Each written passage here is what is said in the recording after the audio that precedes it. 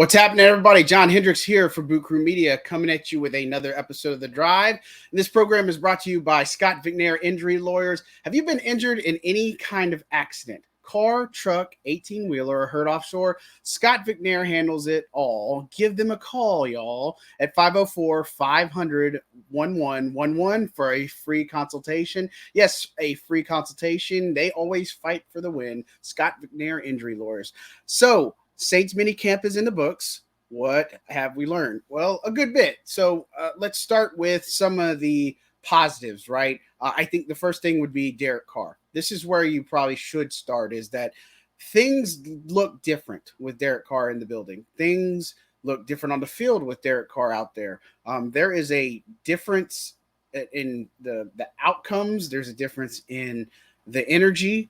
You can feel it in the locker room. I think that when you look back at the moves that the Saints have made, this is probably going to be the most important one. And look, Dennis Allen has talked about it, that quarterback is the most important thing, most important position for the Saints to figure out, right? And so, look, I'm excited about what element Derek Carr can bring to the Saints. And look, he's not out here trying to be Drew Brees. He's trying to be his own person, but he's also incorporating some things. Like, he's obviously looked at Drew Brees' film, and he wouldn't tell us how far back he's looked, but he's looked at a considerable amount of film. He's praising all the guys that he's working with. He's done nothing but positive praise. And what I mean by that is that he's going up to the players and say, hey, look, I really liked how you ran this route, run it like this. Or, with Michael Thomas, well, how did Drew do it, right? And I think those nuances are going to speak volumes when they obviously come into play when the regular season rolls around. And so, look, down to not just the receivers or running backs, it also filters to guys like Eric McCoy and knowing what he did against Green Bay in that screen game and such. And so I think that's the first takeaway, is that Derek Carr, really excited about where he's at, what he's been able to do. And it's been good work in 7-on-7 drills, good work in the 2-minute offense. He's found Alvin Kamara, Juwan Johnson, Rashid Shaheed, Chris Olave, all these weapons, even guys like Brian Edwards, James Washington, all sorts of guys on this team that are expected to make some type of contribution. And so that's been the first takeaway for me. And now, obviously, training camp is about 6 weeks away, or 6 weeks, however you want to slice it, 5 to 6. But, you're going to see a little bit different, probably with pads. But, again, the positives of Derek Carr have far outweighed anything else. And it's been a welcome sight, something we just haven't seen over the past couple of years.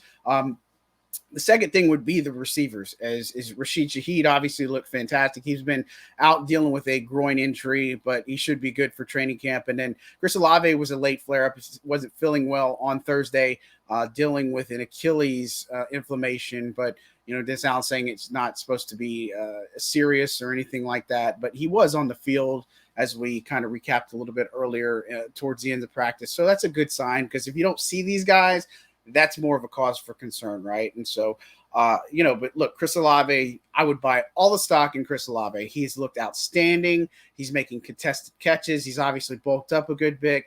He's just looking smooth. And again, this is something that Jameis Winston talked about last year, is that he's smooth as the other side of the pillow. That's just his route running. And that's always been a strength of his, is the route running. But he's just making better catches. He's looking a lot more crisp. I didn't think that was sometimes possible, but that in the mix is obviously a huge thing for the Saints. And then Rashid Shaheed, before he was dealing with injury, he looked outstanding. He looks even more confident going into year 2. And then you got Michael Thomas out there as well, who's been progressing. He's doing a lot more out on the field. Not necessarily everything at full speed, but we saw on Thursday that he's making a lot more cuts, and it's not like just a cut, it's a cut, right? And so that's always a good thing. About 5 to 7 yards on his routes, running them pretty hard. So again, Mike's getting up to speed. These three together can pose a nightmare for the defense. But again, receivers and then Derek Carr, those are two of the easiest things. And again, you got to remember OTAs, minicamp, all that stuff. It always caters to the offense. It just does, because there's no contact permitted.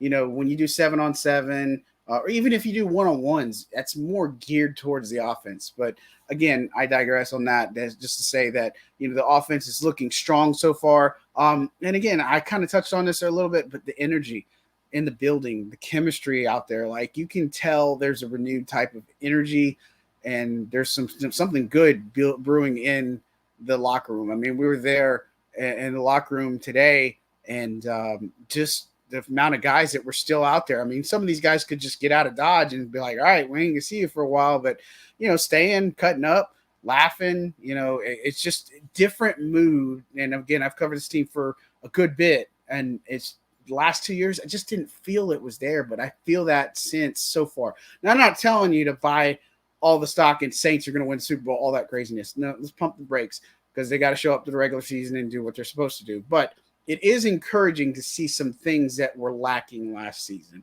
And I think that's kind of the main takeaway. Other things I would point out, there's going to be a special teams battle for brewing for training camp. There's going to be a kicker battle, and there's going to probably be a punter battle. Blake Groupie and Will Lutz, they've been looking absolutely on fire kicking.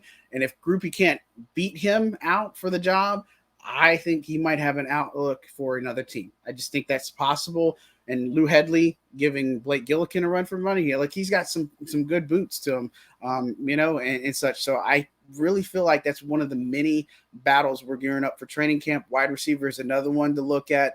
Obviously, guys in running back, offensive line, defensive line. I mean, all the normal positions. The secondary is going to be a big one. But look, we are in some awesome territory, awesome football that's ahead of us. The Saints are going to have 2 joint practices during training camp, one out in L.A. Against the Chargers and the other one at home against the Texans. All of their preseason games are going to be played on a Sunday, but we got to wait about 6 weeks until we get more Saints football. But those are some of my few takeaways. There's tons more to talk about. Well, I'll be on with Chris and we'll talk about those as well. But a lot of good action. Just want to give an update. Again, thanks to Scott McNair for producing today's show. I'm John Hendricks for Boot Crew Media, signing out.